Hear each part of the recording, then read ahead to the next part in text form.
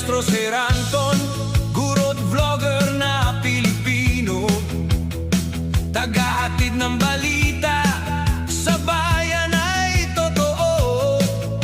Mga benepisyo ng guro, kanyang tinatalakay. Sa video natin ngayon mga maestro ay pag-usapan pa rin natin itong tungkol sa 7 years loan term. Ayan, so good news nga po mga maestro sapagkat ayon po sa pong legit source ay meron na daw pong isang bangko ayan, na nag-offer po nitong 7 years loan term. Ayan, pero bago natin alamin yan, nais ko muna pong batiin ang lahat ng mga nanonood po no, sa ating video ngayon ng isang magandang gabi. Ano po mga maestro? So ngayon po ay araw ng Friday.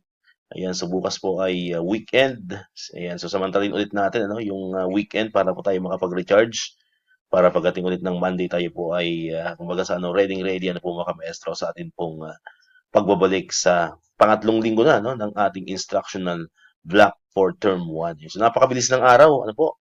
So napakabilis ng araw. So pangatlong linggo na tayo ano sa Monday sa ating pong instructional block and sa kabuuan almost mag 1 month na tayo kung isasama po natin yung ating opening block ano po mga maestro. Ayan, so tuloy lang tayo mga maestro sa atin pong pagtatrabaho. Ayan, sa kabila po yan ng iba't ibang mga kaganapan ano po sa DepEd na nangyayari po sa iba't ibang part ng Pilipinas. Ayan, sapagkat nakakalungkot ano po kasi sunod-sunod po yung insidente ng mga kabataan, mga estudyante po natin na yung iba ay nasasaksak, mayroon pang nababarel.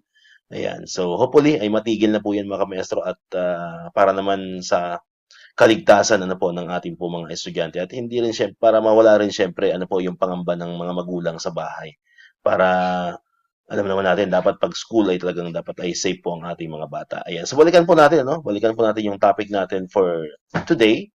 Ayan, so ito po rin may kaugnayan pa rin sa 7 years loan term. Ayan. So sabi nga po ng isang legit source po natin ay meron na raw pong isang bangko ano po na nag-o-offer ng 7 years loan term. Ayan. Pero unahin po muna natin yung mga sikat na mga PLIs kasi yun ang kadalasang tinatanong ng ating mga kamaestro ano po yung MTMAS, yung City Savings. Ayan, kumusta na raw po ba yung 7 years loan term sa kanila ano po.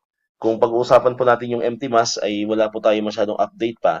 Ayan, kung kailan ba sila mag-start, mag-implement ano po nitong 7 years loan term. Ayan, so wala pa tayo masyadong nakukuhang information about MTMAS. Ayan. Pagdating naman po sa City Savings, mayroon po tayo nakuhang information na naka-ready na raw po ano ang City Savings. So waiting lang daw po sila sa MOA ano po from the Department of Education. Ibig sabihin, pag nagbigay na po ng go signal ang DepEd at mayroon na pong MOA ano po yung kontrata ano po between DepEd and the PLIs, particularly po yung City Savings ay magugo na rin daw po ang City Savings mga kamaestro. Ayan. So yun po ano, yun po yung ayon po doon sa ating nakalap na information, ano, base po yan mismo doon sa isang empleyado po mismo ng City Savings nang galing yung information na yon na naka-ready naman daw po ang City Savings for the 7 years loan terms. Yun nga, waiting lang sila sa kontrata po no na nanggaling po mismo sa Department of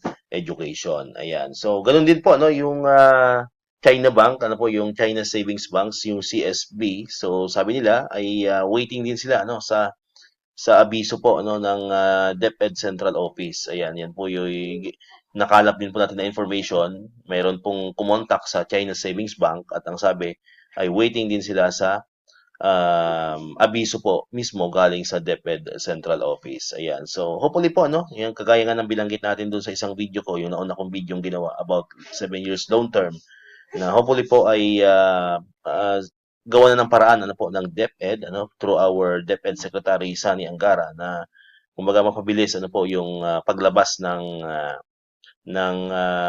guidelines or ng MOA ano po para sa iba't ibang mga PLIs para po sila ay makapag-release na rin or makapag-start na rin ng implementation ano po nitong 7 years loan term sapagkat marami nga talaga ang nangangailangan ano po mga maestro nitong 7 years loan term na ito. Ayan. Now, pagdating naman po dito sa isang bangko po no, na tinutukoy po natin na sabi ay nag-start na raw ano po ng 7 years loan term although hindi pa natin ito mako-confirm 100% ano po. Ako po ay nag-try na rin mag-email ano po sa bangko na ito Waiting lang po tayo sa reply. Ano po, if ever mag-reply sila ay gagawan po ulit natin ng another video para ma-update ko po kayo mga kamaestro. Ano po. So, itong bank po na binabanggit po natin is yung Philippine Business Bank. Ayan. So, PBB. Okay. Yun nga sa isang post ay natawa ako sa mga comments sapagkat kasing tunog daw ng ating performance-based bonus, ano, yung bangko na ito mga kamaestro. Ano po. So, yan po yung ah, Philippine Business Bank, ano po, or yung PBB.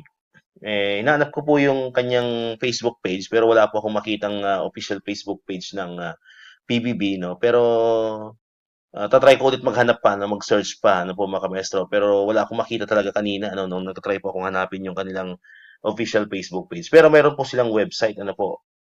Check nyo lang po doon yung i-search nyo lang sa browser po ninyo, yung Philippine Business Bank, lalabas po yon yung kanilang website mismo. At andun din yung mga contacts kung paano po kayo makikipag-ugnayan sa kanila. Nakalagay po dun yung kanilang telephone number yata yon and then email. Ayan. So, pwede po kayo mag-inquire through email and landline. Ano po. Pero yung social media account ay parang wala po. Ano po mga kamaestro.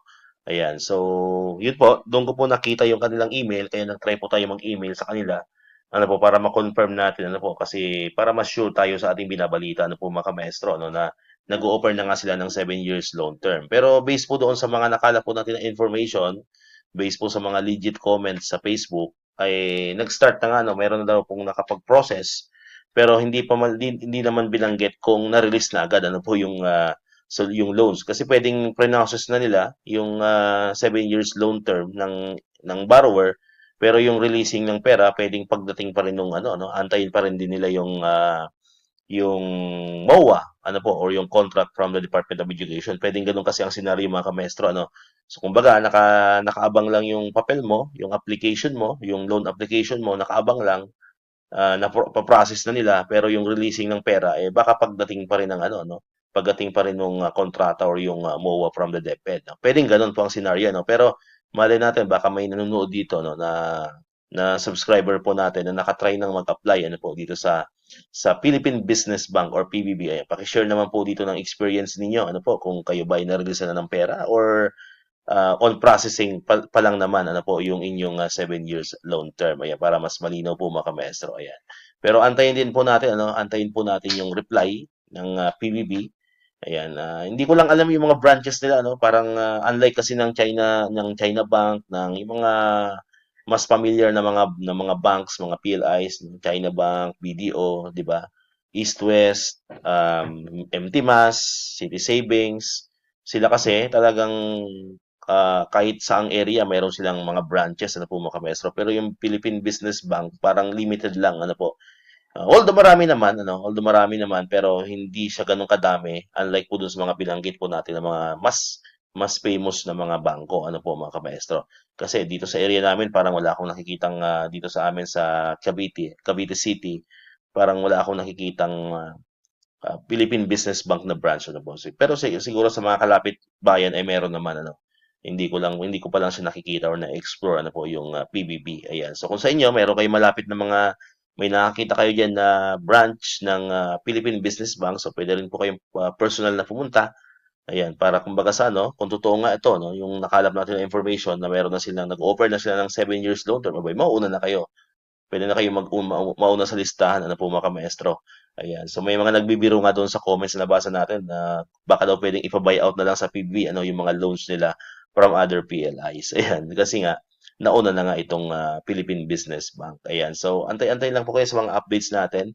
And pag mag-reply po sila sa ating email, i-share ko rin po sa inyo dito po sa ating YouTube channel. Alright, so dito na tapusin itong ating video ngayon mga kapestro. Kung di ka pa nakakapag-subscribe, click mo na ang subscribe button dyan para ikaw yung unang nakapanood ng mga videos na ina-upload natin. Katulad ito yung mga updates pa rin about sa loan extension and syempre sa mga benefits sa mga teachers and government employees and syempre click mo na rin ang notification bell button para ma-notify ka. Always updated ka pag may mga bago tayong uploaded na videos. So muli, maraming salamat sa inyong panonood at pakikinig. Once again, El Maestro. See you on my next vlog. Bye-bye!